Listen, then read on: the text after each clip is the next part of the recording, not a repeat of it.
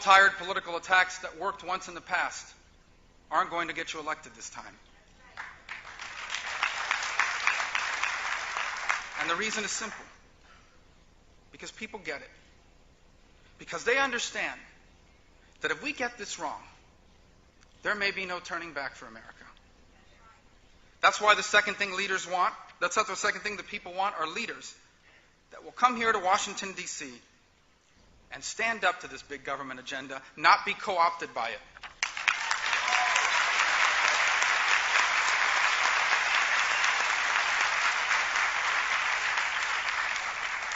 After all, the U.S. Senate already has one Arlen Specter too many.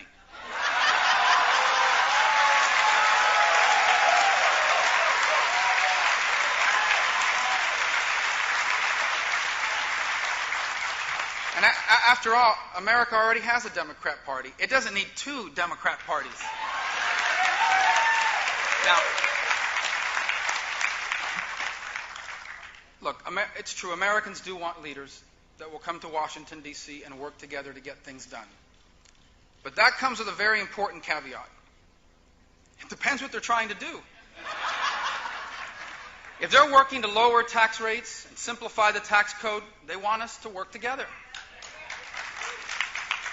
If they're working to get control of a runaway federal debt and annual deficits, they want us to work together. If they're working to defeat radical Islam and the threat that it poses through terrorism, they want us to work together.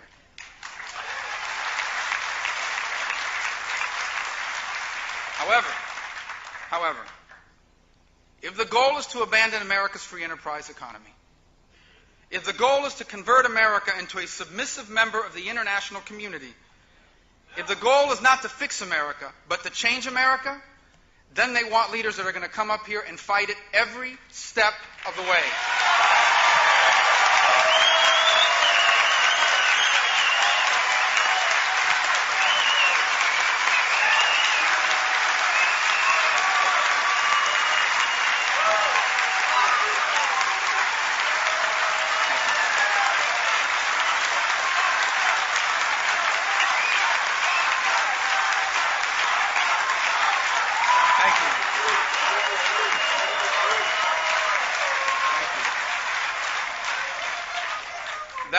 That cheer,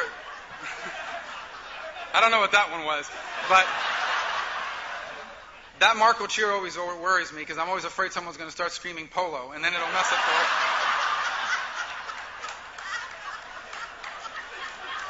it'll ruin the speech. Thank you. Finally, voters are looking for leaders that will offer a clear alternative. You know, this severe economic downturn is a perfect time to embrace and reinvigorate the free enterprise economy, not to abandon it. And look, jobs aren't created by politicians. They're created by people who are willing to use their money to start a business or expand an existing one. And what they're looking for are clear signs from Washington that Washington is serious about pro-growth policies, about controlling spending, and about ending the practice of monetizing our budget shortfalls. So here are a few measures that I think will help change or send that signal. Let's reform the tax code and reduce tax rates across the board.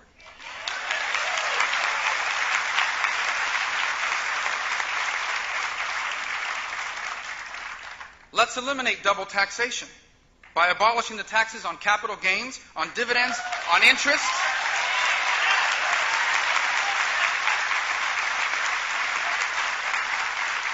And while we're at it, let's eliminate the one on death, too.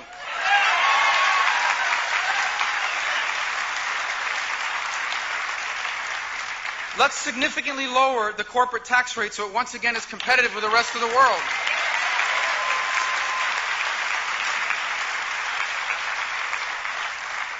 Let's stop big government energy mandates like cap and trade and instead trust the American innovator to make us energy independent.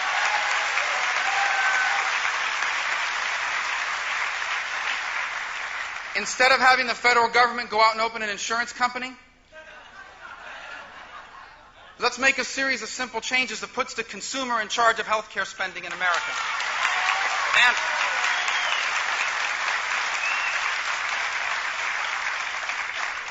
And while we're at it, let's pass some lawsuit abuse reform as well.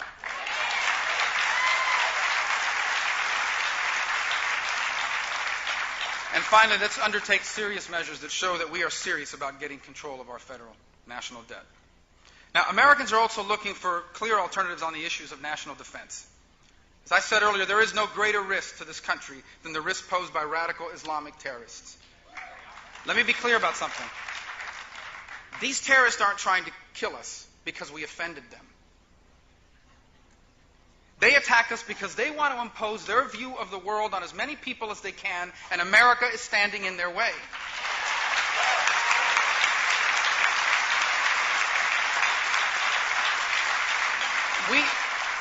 We need to make it unmistakably clear that we will do whatever it takes, for however long it takes, to defeat radical Islamic terrorism.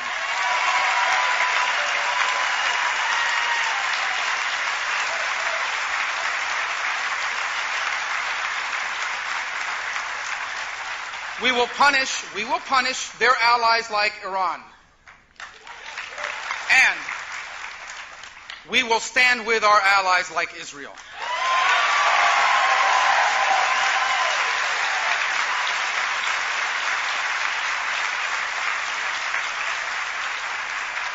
We will target and we will destroy terrorist cells and the leaders of those cells. The ones that survive, we will capture them. We will get important... Remember the Marco Polo thing I told you? We will capture them. We will get useful information from them. And then we will bring them to justice in front of a military tribunal in Guantanamo.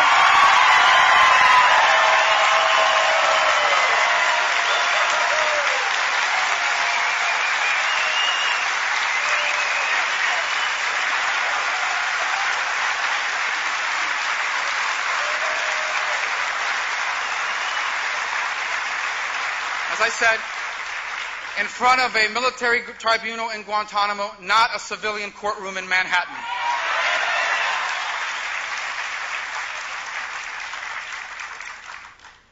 Let me close by saying this.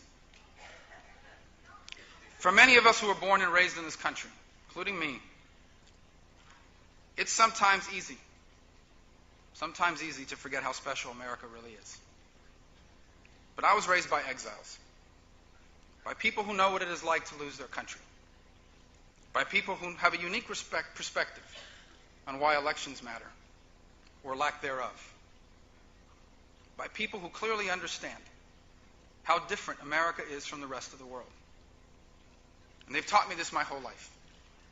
They taught me by word and by deed that what makes America great is not that we have more rich people than anybody else. What makes America great is that there are dreams that are impossible everywhere else, but are possible here. And why is that? It's because of the choices that people that came before us made. Almost every other country in the world chose to have the government run the economy. They chose to allow government to decide which companies survive and fail. They chose to allow government to determine which industries are to be rewarded. The problem is that when government controls the economy, those who can influence government keep winning. And everybody else just stays the same. And so in those countries, the employee never becomes the employer. The small business can never compete with a big business. And no matter how hard your parents work, or how many sacrifices they make, if you weren't born into the right family in those countries, there's only so far you can go. Now, we've had our excesses here in America. But for the better part of 234 years, Americans have chosen something very different. Americans chose individual liberty instead of the false security of government. Americans chose a limited government that exists to protect our rights, not to grant them.